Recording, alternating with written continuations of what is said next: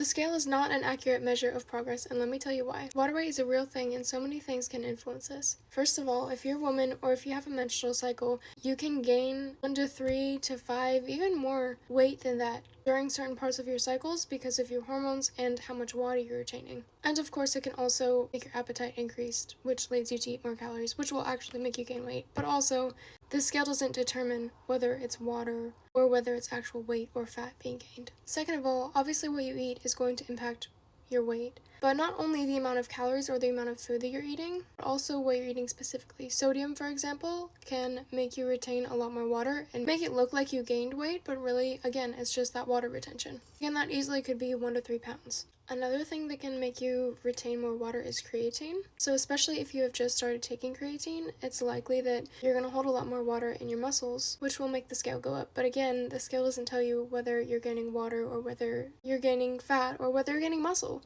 And again, depending on how much creatine you take and how much you weigh and just how your body responds to it, you could gain 2 to 5 more or less pounds taking creatine, and really with any of these factors. Lastly, of course, if you are an athletic person, if you lift weights, if you do sports that make you put on muscle also has weight, but muscle is not fat, and muscle is not going to make you unhealthy in the way that excess fat makes you unhealthy.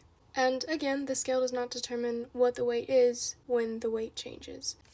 All that to say, don't worship the scale. The scale is not end-all be-all. You can use the scale effectively. I would say if you want to use it as a tool, which is totally fine, it definitely has a place in tracking progress. But you need to do it correctly. Instead of just taking your weight once a week, to get the most accurate view of how your weight is progressing, you would want to weigh yourself every single day at the same time, and also take into account factors like if you've gone to the bathroom or not. So usually I would say do it first thing in the morning after you go to the bathroom every single day. Take all the numbers from that week, add them up, divide them by 7, get your average, compare that number to the next week's number and to the next week's number, and look at it from more of a longer term perspective.